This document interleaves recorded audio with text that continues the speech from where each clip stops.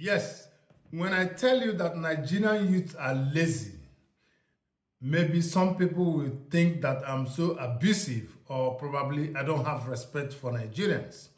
I do have respect, but from their antecedents, from their modus operandi, I see Nigerian youth to be very lazy. It's not an insult. Nigerian youths are like this stuff, orange, a piece of orange.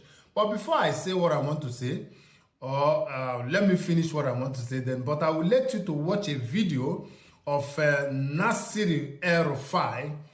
You know, he was on TikTok trying to unveil his TikTok page and channel, you know, where he's using to kind of campaign and to tell Nigerians that they have a new party they call SDP.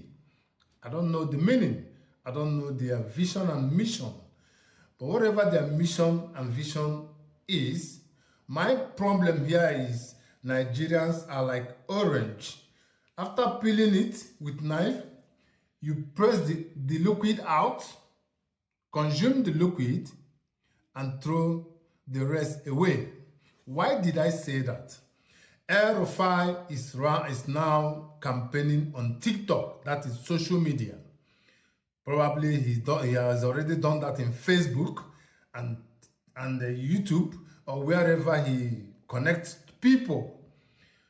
I want to tell Nigerians, now he has come out officially through social media to advertise and to try to start campaigning to become whatever he wants to be, because he's been there before. He was there during Buhari when what is him, Lai Mohammed, the old fool. I call him old fool, liar.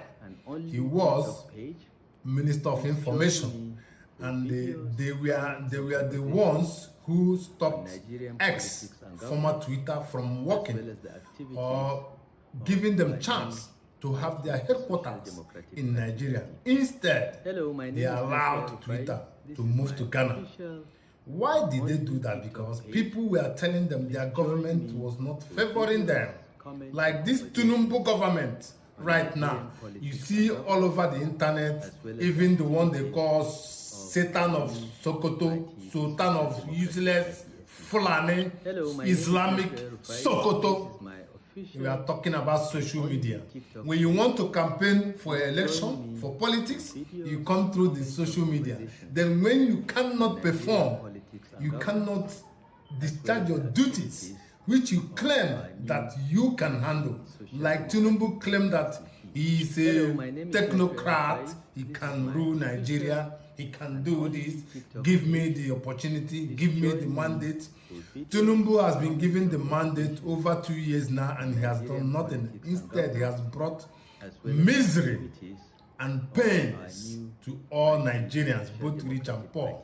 The same thing El-Rufai is clamoring right now. Give us a chance, SDP. After giving you the opportunity now, tomorrow you will be looking for me to arrest me. You'll be looking for all the social media users and bloggers and content creators to clamp all of them down and bring them down and put them to prison. They are insulting you.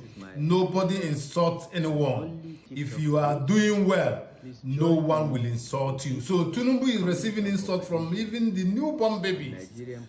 Not that they want to abuse him, but when you subject children to such, deplorable states, what do you want them to do? Exactly what I'm saying in this video is very simple. Now El-Rufai is advertising on social media. Tomorrow he's going to tell you people that he will close social media or he will start to clamp you people down. That's why I said Nigerian youths are orange. When you peel them finish, you lick them and throw the rubbish away. That is what every government that has come and gone have done to Nigerians. They have finished licking them up and they've thrown them away. Nobody remembers those who struggle. Nobody remembers those who campaign. No one remembers that there are children, there are pregnant women. Like Tinubu is handling Nigeria with iron hand. right now.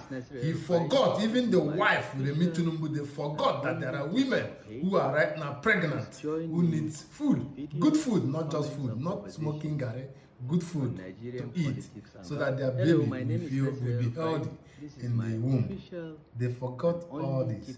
So tomorrow, I will still come back to remind El-Rufai this opportunity he has right now, campaigning for himself through social media.